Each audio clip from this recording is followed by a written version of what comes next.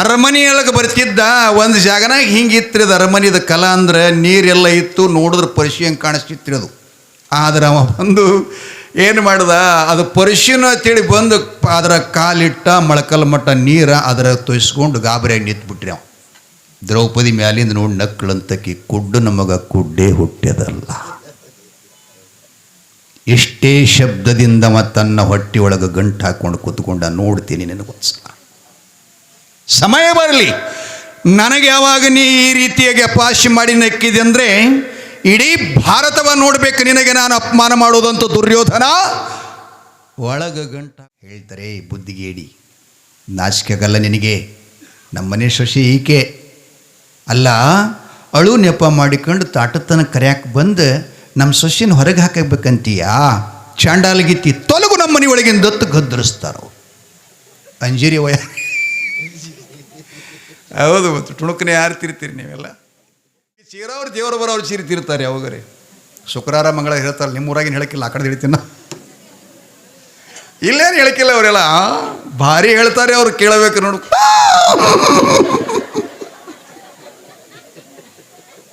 ನಾನು ಮೈಯಾಗ ಬಂದಂದ್ರಿ ಓ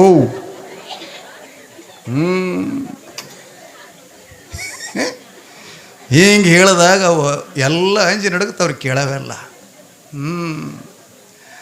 ನನ್ನ ಕೊಳ್ಳ, ನನ್ನ ಕುತ್ತಿಗೆ ಕೆಪ್ಪಗೆ ಮಾಡಿದ್ರೆ 3 ತಿಂಗಳದಾಗ ನಟ್ಟದ ಮುಳ್ಳ ಕಿತ್ತೋಗಿದ್ದೇನೋ.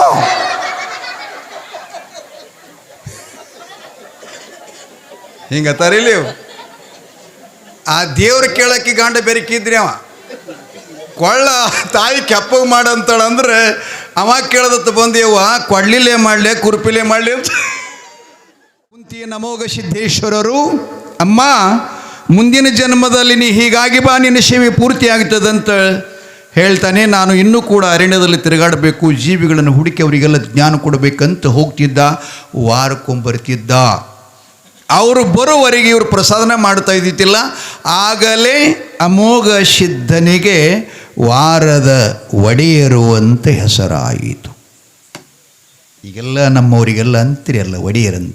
ಆಗಲೇ ಪಾಂಡವರ ಕಾಲದಲ್ಲಿ ಕುಂತಿ ಇಟ್ಟಂಥ ಹೆಸರು ಇದು. ವಾರದ ಒಡೆಯರು ಇನ್ನೂ ಬಂದಿಲ್ಲ, ಪಾದಪೂಜೆ ಆಗಿಲ್ಲ, ಪಾದೋದಕ್ಕಾಗಿಲ್ಲಪ್ಪ, ಇನ್ನೂ ಊಟ ಕೊಡೋದಿಲ್ಲ ಅಂತ ಹೇಳ್ತಿದ್ಲಂತಕ್ಕೆ ಮನೆಯಾಗೆಲ್ಲರಿಗೆ. ಆಗ ವಾರದ ಒಡೆಯರು ಅಂತ ಹೆಸರಾಯಿತು. ಅಲ್ಲಿಂದ ಅಮೋಘ ಸಿದ್ದೇಶ್ವರ ತಂದೆ ಆಶೀರ್ವಾದ ಮಾಡಿ ದಕ್ಷಿಣ ಭಾರತ ಅಂದರೆ ಈಗ ನಮ್ಮದು ಉತ್ತರ ಕರ್ನಾಟಕದ ವಿಜಯಪುರ ಜಿಲ್ಲೆ, ಇದರ ಮೊದಲನೇ ಹೆಸರು ಗೀಜಗನಹಳ್ಳಿ ಪಟ್ಟಣ ಅಂತ. ವಿಜಯಪುರ ದಾಖಲೆ ತೆಗೆದು ನೋಡ್ರಿ ಹಿಂದಿನಲ್ಲೇ. ಆ ಬಳಿಕ ಅದಿಲಿಶಾಹಿರ ಆಳದ ಬಳಿಕ ಇದಕ್ಕೆ ವಿಜಯಪುರ ಅಂತ ಬಂತು. ಇತ್ತಿತ್ತಲಾಗಿ ಮತ್ತೆ ಸರ್ಕಾರದಕ್ಕೆ ವಿಜಯಪುರ ಅಂತ ಹೆಸರು ಮಾಡಿತು. ಏನು ಅವ್ರವ್ರ ಸ್ವತ್ತು ಅಧಿಕಾರ ಬಂದಾಗ ಹಾಕೋತಿರ್ತಾವಿರಲಿ. ಆ ಗೀಜಗನಹಳ್ಳಿ ಪಟ್ಟಣದ 8 ದಿಕ್ಕದಾವ್ರಿ. ಈಗ ನಾವು ಕೂತು ದಿಕ್ಕು ಯಾವದ್ರಿ? ನೀವು ಕೂತಿದ್ದು ದಕ್ಷಿಣ, ನಾ ಕೂತಿದ್ದು ಉತ್ತರ, ಅವ್ರು ಕೂತಿದ್ದು ಪೂರ್ವ, ಸಾಹೇಬ್ರು ಇಸ್ಮಾಯಿಲ್ ಸಾಹೇಬ್ರು ಕೂತದ್ದು ಪಶ್ಚಿಮ. ಇವಕ್ಕೆ ಬಿಟ್ಟು ಇನ್ನ 4 ಅವ್ರಿ.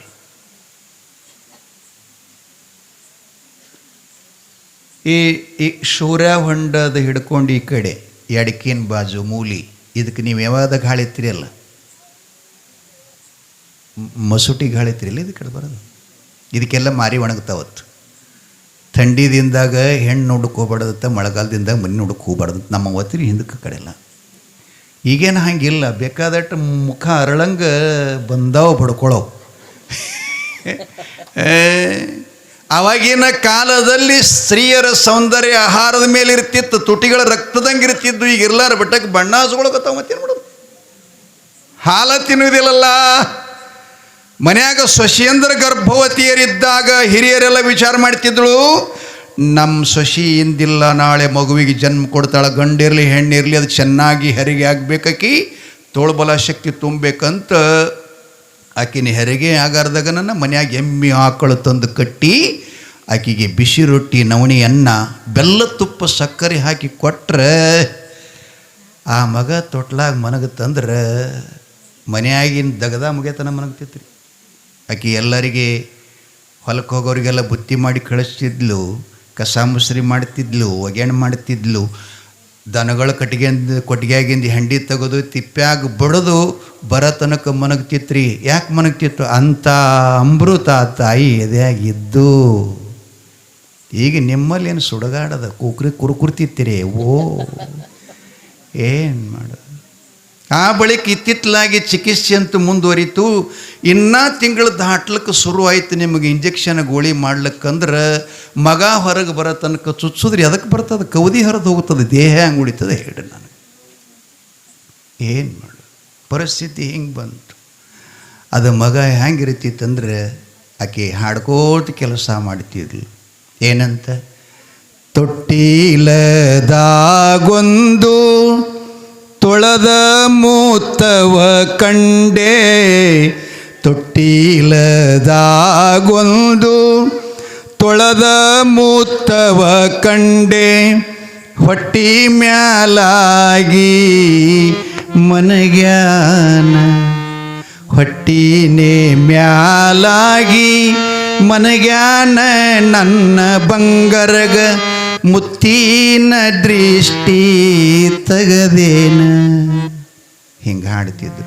ಈ ಹಾಡಿ ಕೇಳಿ ಮಗು ಇನ್ನೂ ಹೇಳ್ತಿತ್ತಂದ್ರೆ ಮನಗ್ತಿತ್ತು. ಅದು ನಿಮ್ಮ ಈಗ ಹಂಗೆ ಹಾಡಂಗಿಲ್ಲ, ಮನಗಂಗಿಲ್ಲ ರೀ ನಿಮ್ಮ. ಈಗ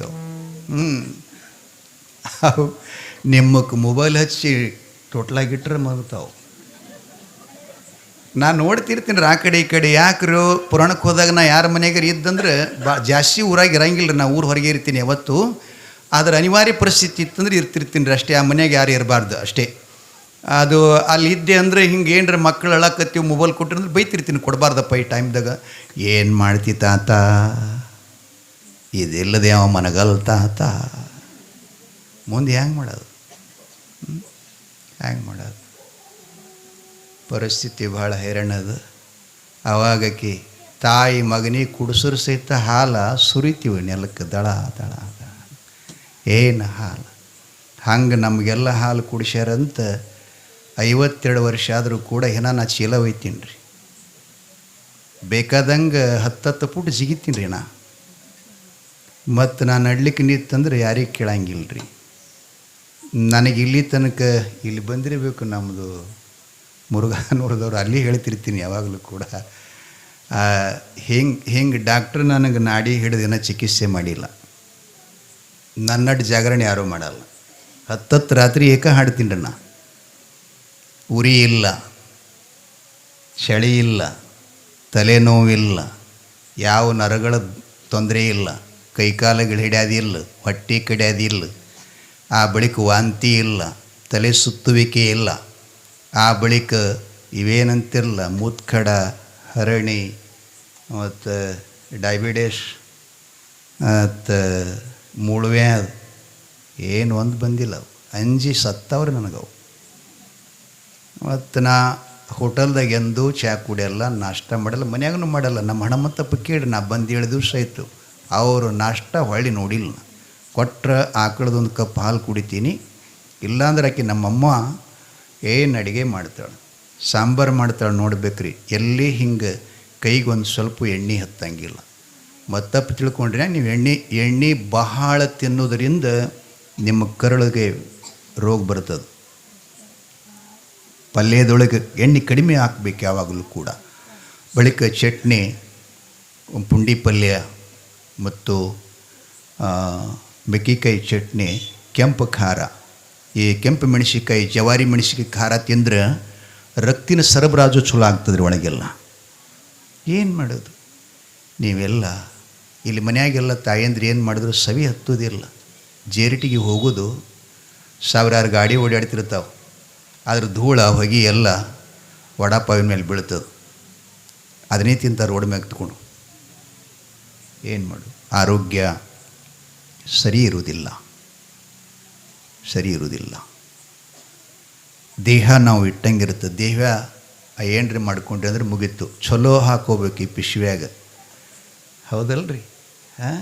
ಒಂದು ಬಾಟಲ್ ಇಲ್ಲಿರ್ತಾವಲ್ಲ, ಒಂದು ಬಾಟಲ್ ಯಾವ್ದ್ರಿ? ನೀರಿನ. ಆ ಬಾಟ್ಲಿ ಖಾಲಿ ಇದ್ದಾಗ ಎಷ್ಟು ಕಿಮ್ಮತ್ತ, ನೀರಿದ್ದಾಗ ಎಷ್ಟು ಕಿಮ್ಮತ್ತು ರೀ? 20 ರೂಪಾಯಿಗೊಂದು ಬಾಟ್ಲಿ ಮರ್ತದೆ. ನೀರಾದ ಬಳಿಕ ಏನು ಮಾಡ್ತೀರಿ ನೀವು? ಒಗದ ಬಿಡ್ತೀರಿ, ಕಿಮ್ಮತ್ತು ಹೋಗ್ತದೆ. ಒಂದು ಬಾಟ್ಲ್ಯಾಗ ಶರೆ ಇರ್ತದೆ. ಎಷ್ಟು ರೂಪಾಯಪ್ಪ ಅದಕ್ಕೆ? ಸಿದ್ದಪ್ಪ ನೀ ತೊಗೊಂಡಿದ್ದೇನೆ ಯಾವಾಗ್ರಮ್ಮ? ಇಲ್ಲ ಬ್ಯಾಡ ಬಿಡು, ಸುಮ್ಮನೆ ಹೇಳ್ತಿರ್ತಾರೆ 200 ರೂಪಾಯಿ 300 ರೂಪಾಯಿ ಏನೇನೋ ಆವತ್ತು ಹಂಗೆ ಅವೆಲ್ಲ. ಆ ಬಳಿಕ ಅದರಂದು ದಾರು ಹೋಯ್ತಂದ್ರೆ ಏನಾಗ್ತದೆ? ಕಿಮ್ಮತ್ತು ಹೋಗ್ತದೆ, ಹೌದಲ್ಲ? ಅದೇ ಬಾಟ್ಲ್ಯಾಗನ ಜೇನುತುಪ್ಪ ಹಾಕಿದರೆ, ಜೇನುತುಪ್ಪ ಎಷ್ಟು ಸುಂದರ ಬೆಲೆ ಅದಲ್ಲ.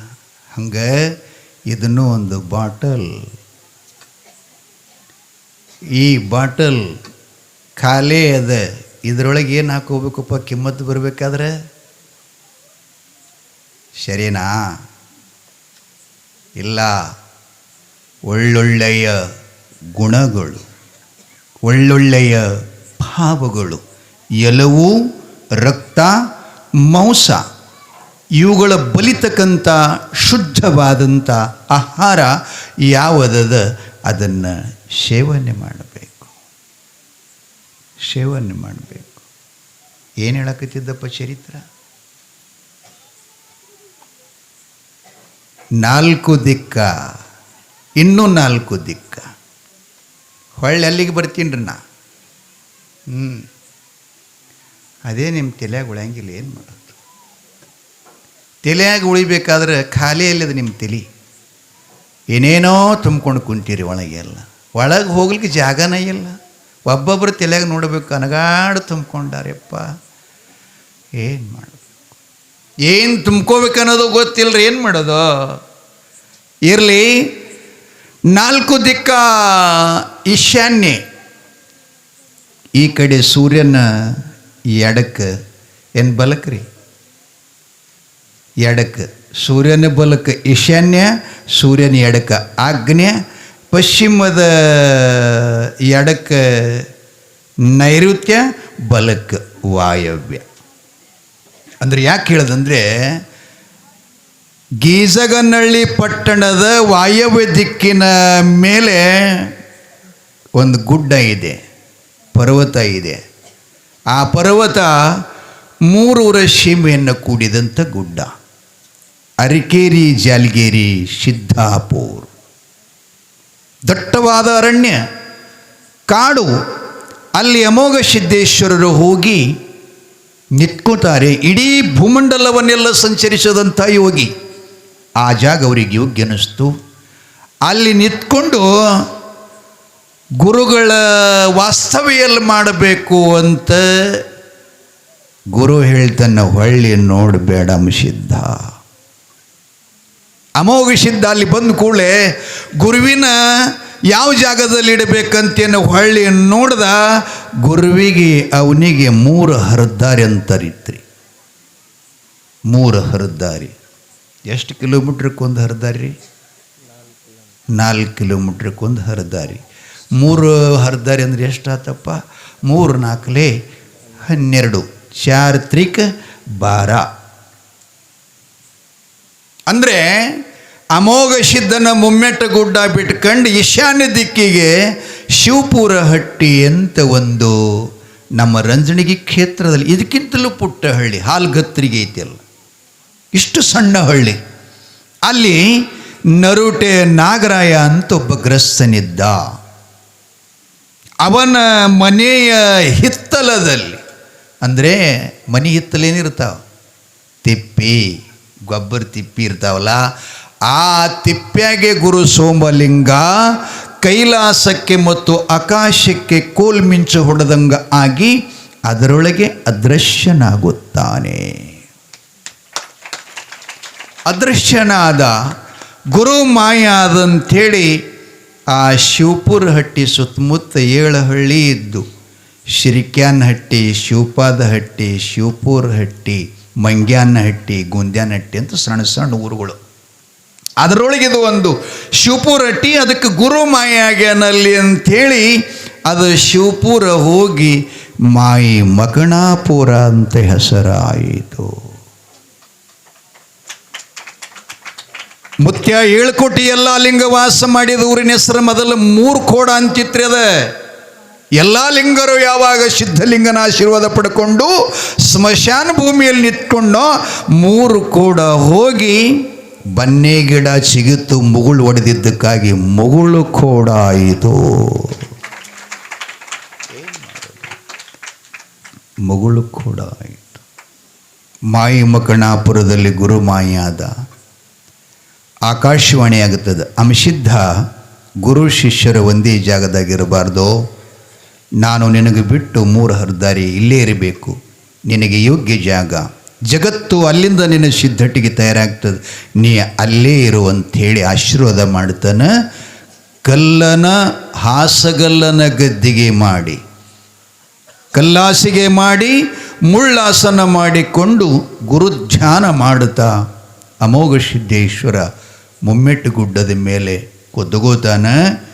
ಅವ ಬೇಸಿಗೆ ಮಳೆಗಾಲ ಚಳಿಗಾಲದಲ್ಲಿ ಹೇಳ್ತಾನೇ ಇಲ್ಲ, ಪದ್ಮಾಸನ ಹಾಕಿಕೊಂಡು ತಪಸ್ಸು ಮಾಡಾಗ ಅವನ ಹೆಗಲ ಮ್ಯಾಗಿರತಕ್ಕಂಥ ಜಾಡಿ ತಾನ ಎದ್ದು ಅಮೋಘ ಸಿದ್ಧಗ ಮಳೆಗಾಲದಲ್ಲಿ ಮಳೆ ಹತ್ತಲಾರ್ದಂಗೆ ಮಾಡ್ತಿತ್ತಂತ, ಬೇಸಿಗೆ ಕಾಲದಲ್ಲಿ ಬಿಸಿಲು ಹತ್ತಲಾರ್ದಂಗೆ ಹಗ್ಗ ಕೋಲುಗಳಿಲ್ಲದ ಅಂತರ ನೆಳ್ಳ ಮಾಡಿ ಕೊಡ್ತೀವಂತ. ಎಂಥ ಸಮರ್ಥ ಶಕ್ತಿ ಹೇಳ್ರಿ ಬಂಧುಗಳೇ.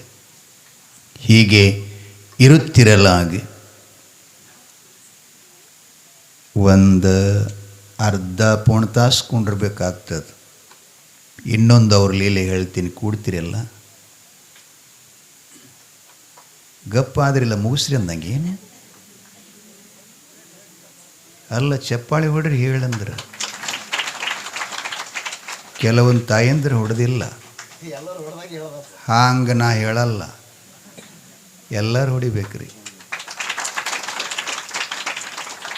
ರೊಟ್ಟಿ ಮಾಡೋದು ಬಿಟ್ಟಿರಿ, ನಿಮಗೆ ಚಪ್ಪಾಳಿ ಹಾಕೋದು ರೊಟ್ಟಿ ತೆಪ್ಪಿ ಅದು ಏನು ಮಾಡಬೇಕು? ಅದು ಕಟ್ಗಿಲಿ ತಿವ್ಲಿಕ್ಕಿತ್ರಿ ಈಗ ಅದಕ್ಕೆ ಏನು ಮಾಡ, ಅದು ರೊಟ್ಟಿ ರುಚಿ ಆಗಲ್ಲೇವೋ ಏನು ಮಾಡ, ಅದು ನಿಮಗೆ ಪಾಳಿ ರೊಟ್ಟಿ ಬಡಿಯೋದು ಒಂದು ಅಂತ ಬಡಿತೀರಿ, ನೀವೇನು ಬಡಿಬೇಕಂತ ಬಿಡಂಗಿಲ್ಲ. ಎಲ್ಲ ನನ್ನ ಹೆಣಕ್ಕೆ ಇಟ್ಟಾರೆ ಏ ಯವ್ವ ಹೀಗಂದು ಬಡಿತೀರಿ. ಖರೆ ಪ್ರೀತಿಲಿ ಯಾರೂ ಬಡಿಯಂಗಿಲ್ಲ. ಎಲ್ಲಿ ಅದು ಹಂಗೆ ಬಡಿದ್ರೆ ಪ್ರಸಾದ ಆಗ್ತದೆ, ಹಿಂಗೆ ಬಡಿದ್ರೆ ಕೂಳ ಆಗ್ತದೆ, ಮತ್ತೇನಿಲ್ಲ. ಹ್ಯಾಂಗೆ ಬಡಿತೀರಿ ನೋಡ್ರಿ. ಅವು ಇರಲಿ. ಅಮೋಘ ಸಿದ್ದೇಶ್ವರರು ಮುಮ್ಮೆಟ್ಟು ಗುಡ್ಡದ ಮೇಲೆ ಧ್ಯಾನಾಸಕ್ತನಾಗಿ ಕೂತ್ಕೊಂಡಿದ್ದಾರೆ. ಈ ಕಡೆ ಗೀಜಗನಹಳ್ಳಿ ಒಳಗೆ ಒಂದು ಘಟನೆ ನಡೀತು. ದ್ವಾಪಾರ ಯುಗ ಸರಿದು ಕಲಿಯುಗ ಪ್ರವೇಶ ಆಯ್ತ್ರಿ. ಕಲಿ ಹೆಂಗೆ ಬಂದದಂದರೆ, ಒಂದು ಕೈಲೇ ನಾಲ್ಗೆ ಹಿಡ್ದದ್ರಿ ಕೈಯಾಗ, ಒಂದು ಕೈಲೇ ಅದು ನಮ್ಮದು ಗುಪ್ತವಾಗಿರತಕ್ಕಂಥ ಸಂಸಾರ ಹಿಡ್ಕೊಂಡು ಬಂದದ್ದು. ಎಲ್ಲರಿಗೆ ತಲೆಯಾಗಿರಲಿ.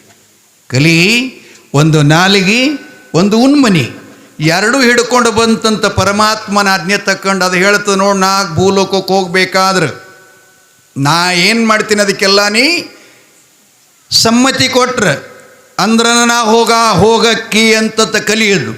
ಅದಕ್ಕೆ ಯಾವ ಚಾಡಿ ಹೇಳ್ತಾನೆ, ಯಾವ ಚುಗುಲಿ ಹೇಳ್ತಾನೆ, ಯಾವ ಹೆಂಡತಿಗೆ ಯಾವತ್ತು ಕಾಡ್ತಾನೆ, ಯಾವ ಶೆರೆ ಕುಡಿತಾನೆ, ಯಾವ ಮಟ್ಕ ಆಡ್ತಾನೆ, ಯಾವ ಕಳ್ತನ ಮಾಡ್ತಿರ್ತಾನೆ, ಯಾವ ಚಲೋ ದುಡೆ ಮನ್ಯಾಗ ಅಳಗಲ್ಲ ಮಾಡ್ತಾನೆ. ಇಂಥವ್ರ ಮೈಯಾಗನ ಸದಾ ಹೋಗಕ್ಕೆ. ಇನ್ನು ನಾ ಬರ್ಲಾರ ಜಾಗ ಅಂದ್ರೆ ಎಲ್ಲಿ ದೇವ್ರ ಗುಡಿ ಅದ, ಎಲ್ಲಿ ಪುರಾಣ ನಡೀತದ, ಎಲ್ಲಿ ಜ್ಞಾನ ಅದ, ಯಾರ ಮನೆಯಾಗ ಗುರುವಿನ ಪುತ್ರದಾರ, ಗುರುವಿನ ಮಕ್ಕಳದಾರ, ಆ ಮನೆಯಾಗ ನಾ ಹೋಗಂಗಿಲ್ಲ ಅಂಥೇಳಿ.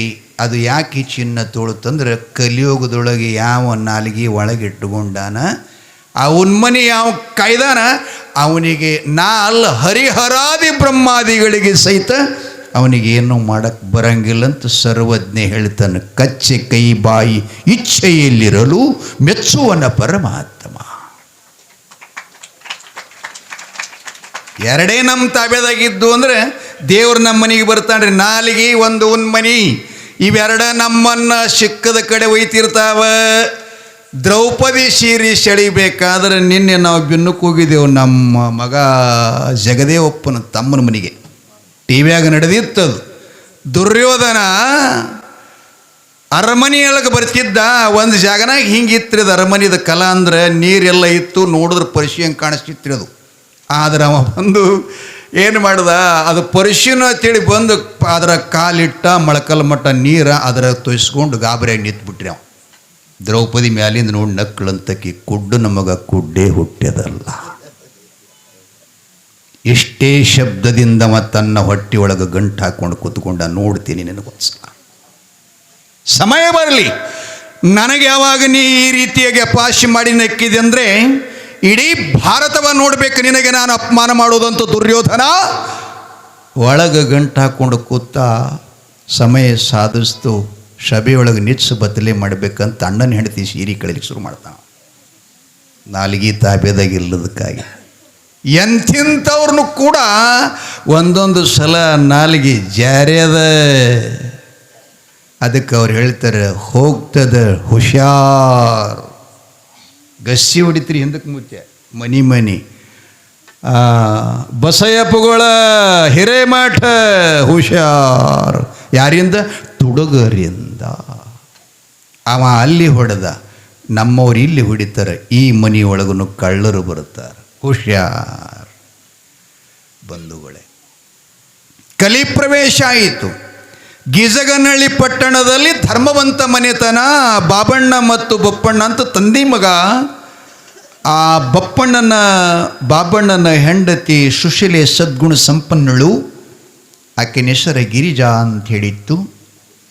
ಮಗನಿಗೆ ಮದುವೆ ಮಾಡಿದ್ದ.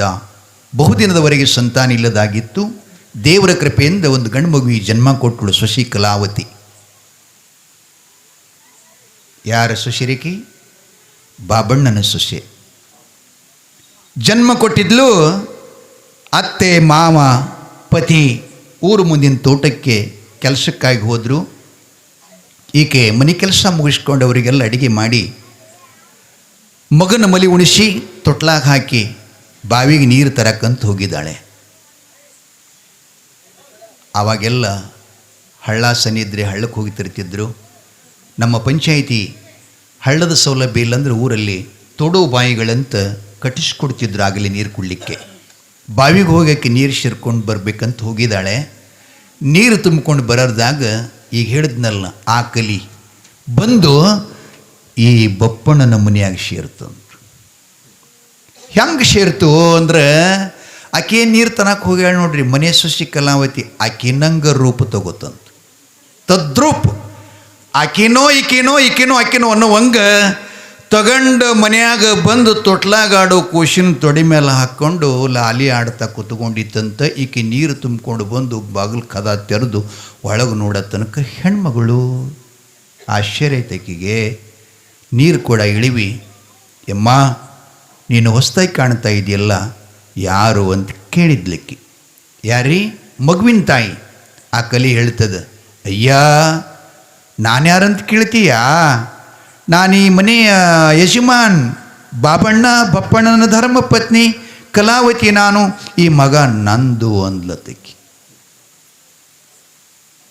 ಈಕೆ ಸ್ವಲ್ಪ ಸೌಮ್ಯ ಇದ್ಲು, ವಿನಯ ಇತ್ತಕ್ಕಿನಲ್ಲಿ, ಬಹಳ ಸರಳ ಹೆಣ್ಮಗಳು. ಆಕೆ ಅಂದ್ಲಿ, ಇಲ್ಲಮ್ಮ ತಾಯಿ, ನನ್ನ ಗಂಡನ ಕಡೆಯಿಂದೋ ಮಾವನ ಕಡೆಯಿಂದೋ ಅತ್ತೆ ಕಡೆಯಿಂದೋ ಮತ್ಯಾವ ರಕ್ತ ಸಂಬಂಧ ಕಡೆಯಿಂದ ಬಂದು ಹೇಳಮ್ಮ, ಹಾಗೆಲ್ಲ ಹರಟಿ ಮಾಡಬಾರ್ದು. ನಿಜವಾಗಿ ಮನಿ ಸೊಸೆ ನಾನು. ಮಗನ ತೊಡ್ಲಾಗ ಹಾಕಿ ನೀರಿಗೆ ಹೋಗಿದ್ದೆ, ಬರೋ ತನಕ ನೀ ಎತ್ಕೊಂಡು ಕೂತಿಯಲ್ಲ. ಅದಕ್ಕೆ ಹೇಳ್ತಾಯಿ, ಹುಚ್ಚಿ ಅಂದ್ಲಕ್ಕಿ. ಅಲ್ಲ ಹೇಳ್ತೀನಿ, ನಿಂಗೆ ತಿಳಿಯಲ್ವಾ? ಮತ್ತೇನು ಹೇಳಬೇಕು? ನಿನಗೇನು ಸತ್ಯ ಹೇಳಬೇಕಾ? ಸತ್ಯನೇ ಹೇಳಕತ್ತಿಲ್ಲ. ಈ ಮನೆ ಸೊಸೆ ನಾನು, ಈ ಮಗ ನಂದು, ನಾನೇ ಎತ್ಕೊಂಡು ಕೂತಿದ್ನಿ ಅಂತಂದಾಗ ಆ ಹೆಣ್ಮಗಳಿಗೆ ನೋವಾಯಿತು ಪಾಪ. ಆಕೆ ಅಂದ್ಲು, ಇನ್ನೇನು ಈಕಿನ ಜೊತೆ ವಾದ ಹಾಕ್ಬೇಕಂಥೇಳಿ.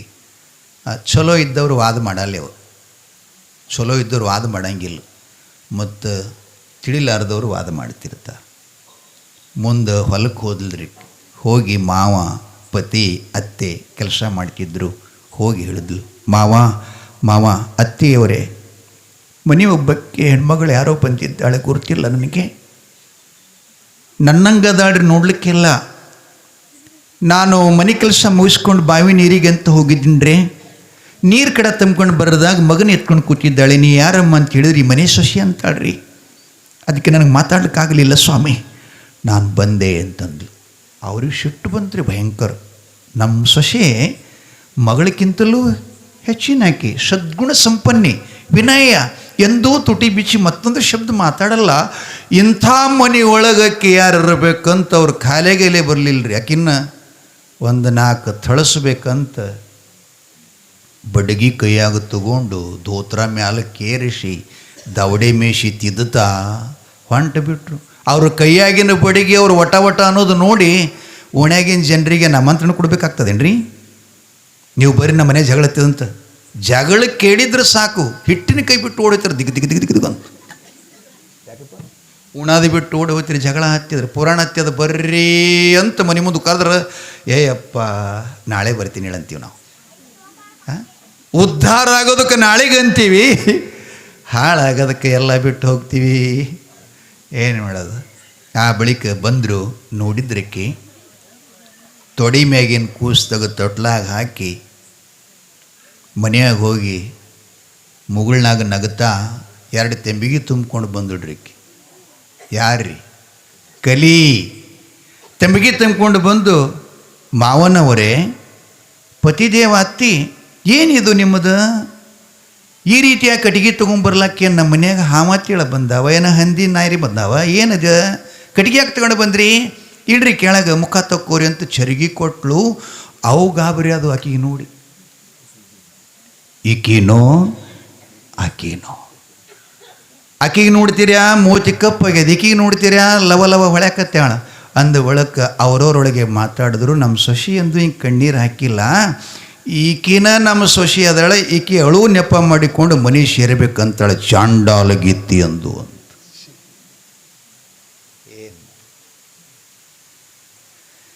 ಏನು ಮಾಡೋದಪ್ಪ? ಆ ಬಳಿಕ ಹೇಳ್ತಾರೆ, ಬುದ್ಧಿಗೇಡಿ, ನಾಚಿಕೆಗಲ್ಲ ನಿನಗೆ, ನಮ್ಮ ಮನೆ ಸೊಸಿ ಈಕೆ ಅಲ್ಲ, ಅಳು ನೆಪ ಮಾಡಿಕೊಂಡು ತಾಟತನ ಕರ್ಯಾಕೆ ಬಂದು ನಮ್ಮ ಸೊಸಿನ ಹೊರಗೆ ಹಾಕಬೇಕಂತೀಯಾ? ಚಾಂಡಾಲಗಿತ್ತಿ, ತೊಲಗು ನಮ್ಮ ಮನೆ ಒಳಗಿನ ದತ್ತು ಗದ್ದರಿಸ್ತಾರೋ. ಅಂಜೀರಿ ವಯ ಹೌದು, ತುಣುಕನೇ ಯಾರು ತಿರ್ತೀರಿ ನೀವೆಲ್ಲ? ಏನು ನೋಡೋದು? ಹೆಂಗೆ ಚೀರವ್ರು ದೇವರು ಬರೋರು ಚೀರಿ ತಿರ್ತಾರೆ. ಅವಾಗರೇ ಶುಕ್ರವಾರ ಮಂಗಳ ಹೇಳ್ತಾರೆ. ನಿಮ್ಮೂರಾಗಿನ ಹೇಳಕ್ಕಿಲ್ಲ, ಆ ಕಡೆ ಹೇಳ್ತೀನಿ. ಇಲ್ಲೇನು ಹೇಳಕ್ಕಿಲ್ಲ ಅವರೆಲ್ಲ, ಭಾರಿ ಹೇಳ್ತಾರೆ ಅವ್ರು, ಕೇಳಬೇಕು ನೋಡು.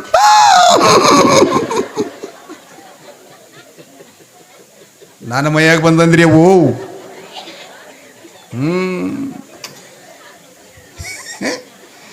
ಹಿಂಗೆ ಹೇಳಿದಾಗ ಅವು ಎಲ್ಲ ಅಂಜಿ ನಡುಗುತ್ತವ್ರು, ಕೇಳವೆಲ್ಲ. ನನ್ನ ಕೊಳ್ಳ, ನನ್ನ ಕೂತಿಗೆ ಕೆಪ್ಪಗೆ ಮಾಡಿದ್ರೆ 3 ತಿಂಗಳದಾಗ ನಟ್ಟದ ಮುಳ್ಳ ಕಿತ್ತೋಗಿದ್ದೇನೋ.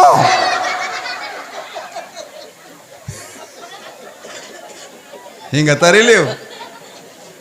ಆ ದೇವ್ರ ಕೇಳಕ್ಕೆ ಗಂಡ ಬೆರಕಿದ್ರಿ ಅವ. ಕೊಳ್ಳ ತಾಯಿ ಕೆಪ್ಪಗೆ ಮಾಡಂತಾಳಂದ್ರೆ ಅವ ಕೇಳದತ್ತು ಬಂದೇವ, ಕೊಡ್ಲಿಲ್ಲೇ ಮಾಡಲಿ ಕುರ್ಪಿಲೇ ಮಾಡಲಿ ಅಂತ ದೇವರ ಹೋಯ್ತಿರಕಿನ ಮೇಂದ ಎಪ್ಪ ಹೋಗ್ಯಾಳ ಎಲ್ಲಮ್ಮ. ಏನು ಮಾಡೋದು? ಕೊನೆ ಪ್ರವೇಶದ್ರಿದು, ನೀವು ಭಾಳ ನಿದ್ದೆಗೆ ಹೋದಿರಿ ಅಂತ ಸೊಮ್ಮು ಆಗದಿದ ಒಂದು ಬಾಂಬ ನಿಮಗೆ. ನಡೀತಾವ್ರಿ ಇವೆಲ್ಲ. ನೀನೇ ದೇವರಾಗಿದ್ದು ದೇವರು ನಿನ್ನಲ್ಲಿ ಹೆಂಗೆ ಬರ್ತಾನಂತ ಕೇಳ್ತದ ಅಧ್ಯಾತ್ಮ. ಅಣುರೇಣು ತ್ರಾಕಾಶದಲ್ಲಿ ಭಗವಂತ ವ್ಯಾಪಕದಾನ. ಎಲ್ಲಿ ಬಟನ್ ಹೊಡಿತೀರಿ ಆ ಲೈಟ್ ಹತ್ತದ ಅಷ್ಟೇ, ಮತ್ತೊಂದೇನಿಲ್ಲ. ಬಟಣ ಫಿಟ್ಟಿಂಗ್ ಮಾಡ್ದವ ಮಾಡಿಸ್ಕೊಂಡು ನಿಮಗೆ ಗೊತ್ತಾಗ್ತದೆ. ಪಂಕದ ಬಟನ್ ಯಾವುದು, ಲೈಟಿನ ಬಟನ್ ಯಾವುದು.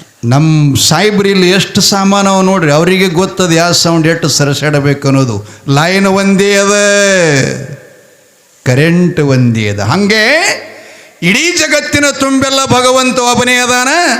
ಆಯಾ ಬಲ್ಲಕ್ಕೆ ತಕ್ಕಂತೆ ಅವಕ್ಕೆ ಹೆಸರದ. ಇದು ಟ್ಯೂಬ್ ಲೈಟ, ಇದು ಪಂಕ, ಇದು ಏರ್ಕೂಳ್ಳ, ಇದು ಮತ್ತೊಂದು ಏನೋ ಥಂಡಿಗೆ ಇಡ್ತಿರ್ಲಿ ಕಾಯಿಪಲ್ಯ, ಅದಕ್ಕೆ ಏನಂತಾರೆ ಫ್ರೇಶ್ ಯವ್ವ ಮಣ್ಣಿನ ಗಡಿಗಾಗಿ ಇಟ್ಟು ನೋಡ್ರಿ, ಫ್ರೀಜ್ನಾಗ ಇಟ್ಟು ನೋಡ್ರಿ ಎಷ್ಟು ಫರಕ್ ಆಗ್ತದೆ. ಏನು ಮಾಡಬೇಕು? ಎಲ್ಲಿ ಬಿಡ್ರಿ.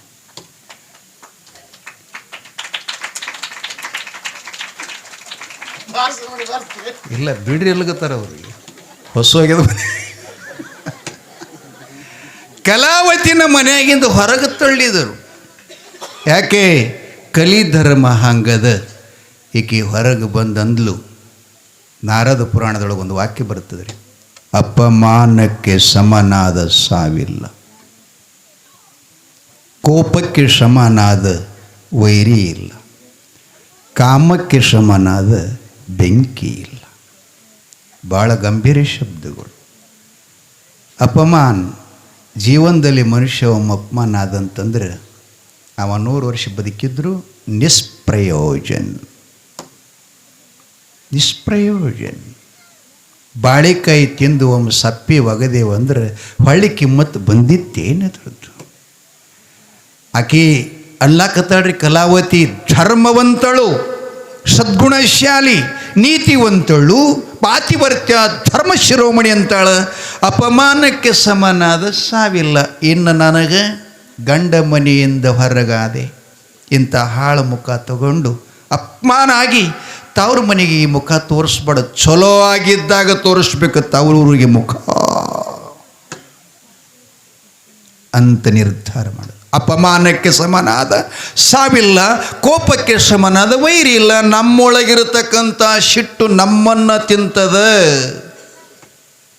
ಎರಡನೇದು. ಮೂರನೇ ದಿನಪ್ಪ ಕಾಮಕ್ಕೆ ಸಮನಾದ ಬೆಂಕಿಲ್ಲ. ಕಾಮ ಅಂದ್ರೆ ನಿಮ್ಗೆ ತಿಳಿದಿರ್ಬೇಕು, ಎಲ್ಲರೂ ನೀವು ಸಾದಾ ಎಲ್ಲರೂ ಅದಕ್ಕೆ ಹೋಲಿಸ್ತೀರಿ, ಹೆಣ್ಣು ಗಂಡಿನ ಸಂಬಂಧ ಅಂತ. ಕಾಮ ಅಂದ್ರೆ ಸಂಸ್ಕೃತ ಶಬ್ದ ಆಶಾ. ಆಶಾ ಪ್ರಭುದೇವರು ಹೇಳ್ತಾನೆ, ಮನದ ಮುಂದಣ ಆಶೆಯೇ ಮಾಯೆ ಗುಹೇಶ್ವರ. ಹೆಣ್ಣು ಮಾಯೆ ಅಲ್ಲ, ಮಣ್ಣು ಮಾಯೆ ಅಲ್ಲ. ನಾವೆಲ್ಲ ಅಕರೆ ಮಾತಾಡ್ತೀವ್ರಿ ಮಾತುಗಳು, ಜ್ಞಾನ ಇಲ್ಲದಕ್ಕೆ. ಆಕೆ ಅಂದ್ಲು ಏನಂತ? ಕಾಮಕ್ಕೆ ಸಮನಾದ ಬೆಂಕಿ ಇಲ್ಲ.